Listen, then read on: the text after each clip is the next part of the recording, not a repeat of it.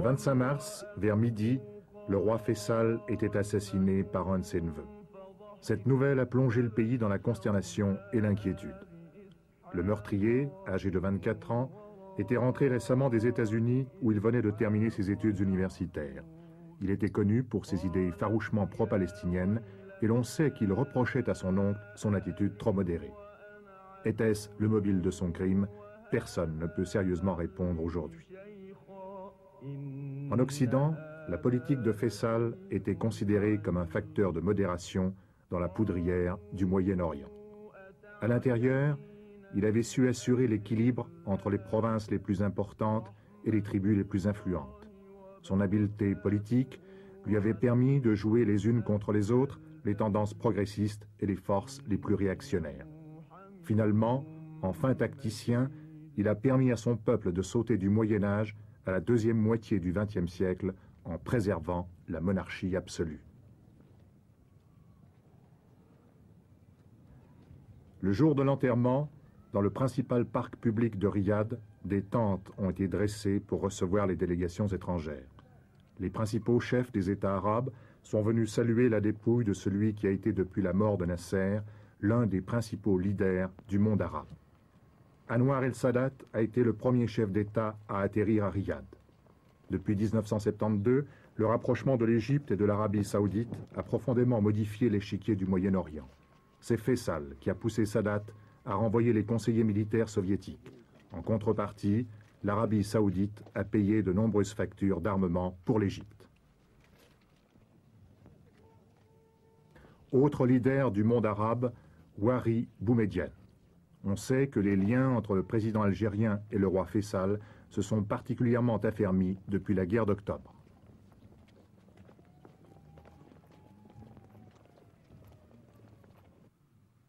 De Bourguiba à Juan Carlos, ces funérailles ont réuni des représentants de la plupart des États qui entretiennent des relations avec l'Arabie saoudite.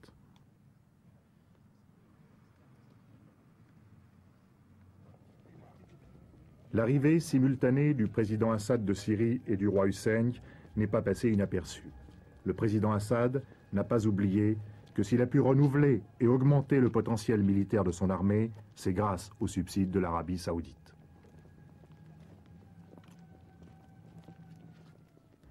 Yasser Arafat, qui avait rencontré Faisal quelques heures avant sa mort, paraissait très affligé.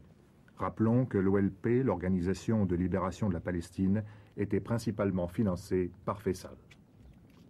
L'Afrique noire musulmane était aussi présente aux funérailles en la personne du président soudanais Numeri et du très célèbre chef d'État ougandais Idi Amin Dada. Plusieurs délégations ne sont pas parvenues à temps pour les funérailles. C'est le cas de la délégation des États-Unis dirigée par Nelson Rockefeller.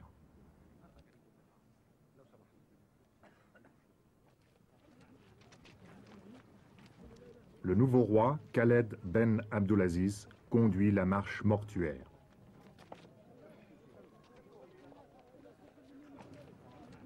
Les obsèques du roi Faisal se sont déroulées avec beaucoup de simplicité, dans un silence empreint d'un très grand respect pour celui qui était à la fois un chef spirituel et un chef d'État. Le corps du roi défunt était simplement enveloppé dans un de ces abayas de laine brune que le roi aimait à porter.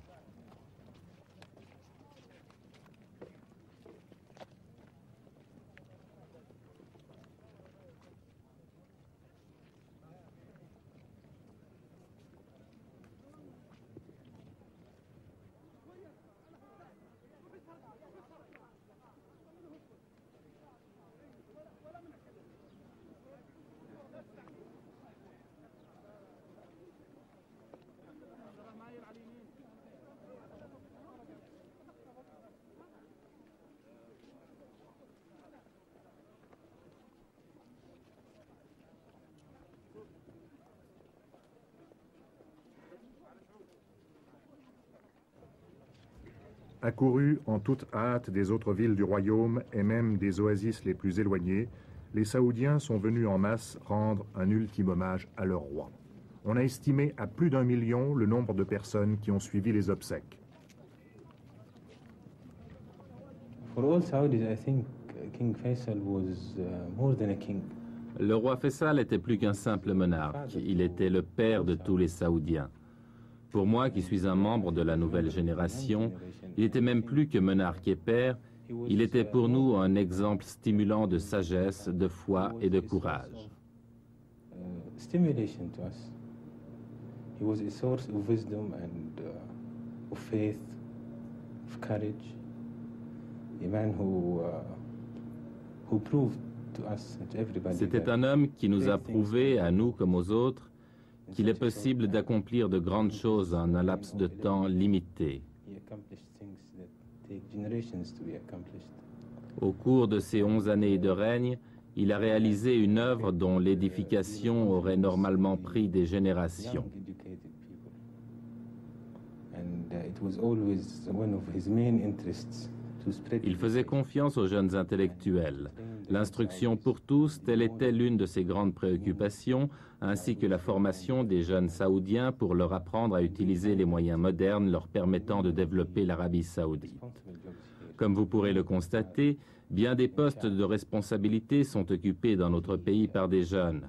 Le roi Faisal faisait confiance à la jeunesse et lui montrait qu'elle pouvait faire beaucoup pour le pays. Il nous a appris à rendre service à nos frères infortunés, à œuvrer en faveur de l'épanouissement de notre pays. Brothers.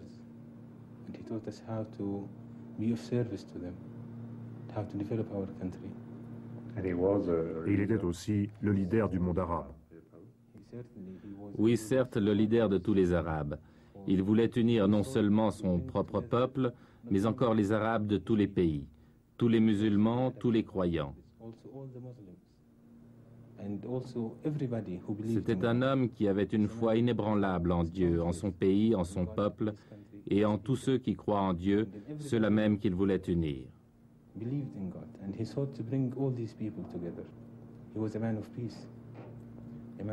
C'était un homme de paix, un sage.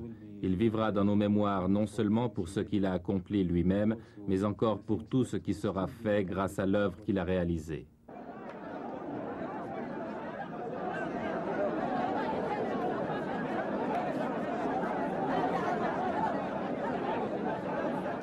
Lors de la cérémonie d'intronisation du nouveau roi, des milliers de Saoudiens ont l'espoir de voir et de toucher celui qui va désormais incarner le destin du pays.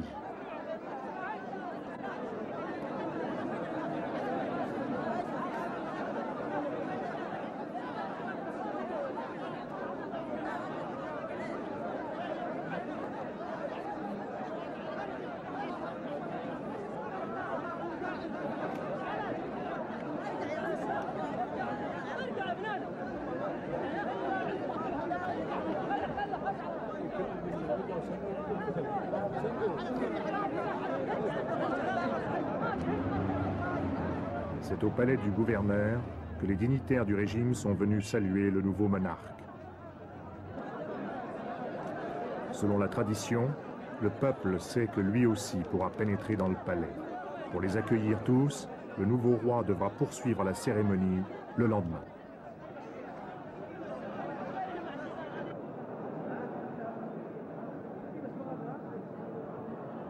À l'intérieur du palais, outre la présence des représentants de la famille royale et des patriarches des plus importantes familles de commerçants du pays, on remarque les chefs de tribus de toutes les régions de l'Arabie. On rencontre même dans cette assemblée d'anciens guerriers qui ont combattu aux côtés d'Ibn Saoud, le père de Faisal, lors de la création du royaume. Et le nouveau roi, Khaled Abdulaziz, intronisé en toute simplicité, reçoit dans la bousculade les chefs de tribus qui viennent faire acte d'allégeance.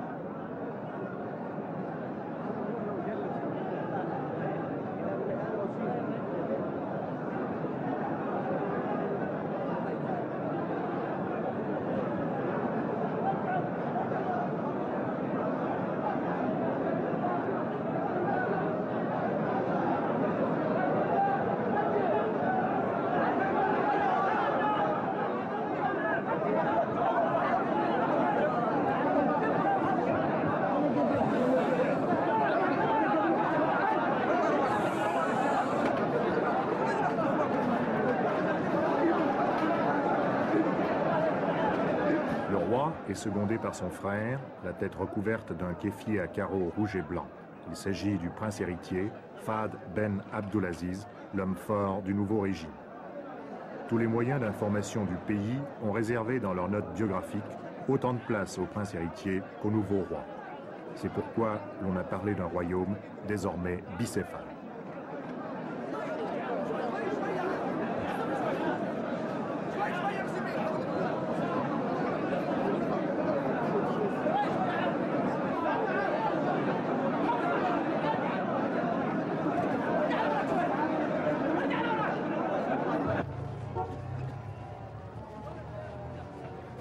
Le nouveau roi et le prince héritier quittent le palais du gouverneur pour se rendre au palais royal, où ils doivent recevoir les condoléances des délégations étrangères.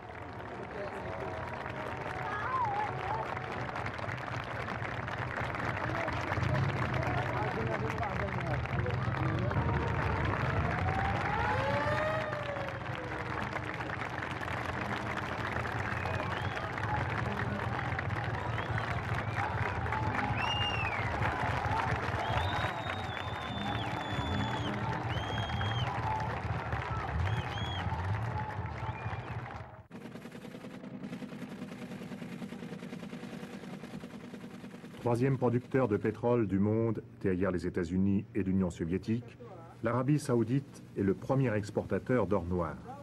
L'année dernière, elle a enregistré des revenus s'élevant à 29 milliards de dollars. Et les 4/5 du pétrole saoudien passent par cette salle de distribution pour être stockés puis chargés sur tankers. L'Arabie saoudite détient encore un autre record, celui des plus grandes réserves de pétrole du monde, soit 1/4 des réserves de la planète. Cela représente une richesse fabuleuse pour ce royaume qui